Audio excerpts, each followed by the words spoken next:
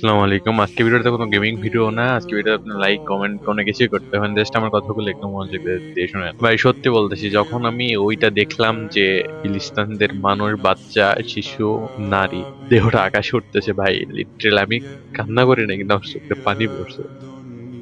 دوائي تدوسين আমি সেই ঘটনা বর্ণনা দিব কি আমার শরীরের লোমগুলা শিউরে উঠতেছে, কিন্তু আমরা পুরা বিশ্ব মুসলিম কি করলাম সেগুলো তাকিয়ে তাকিয়ে দেখলাম।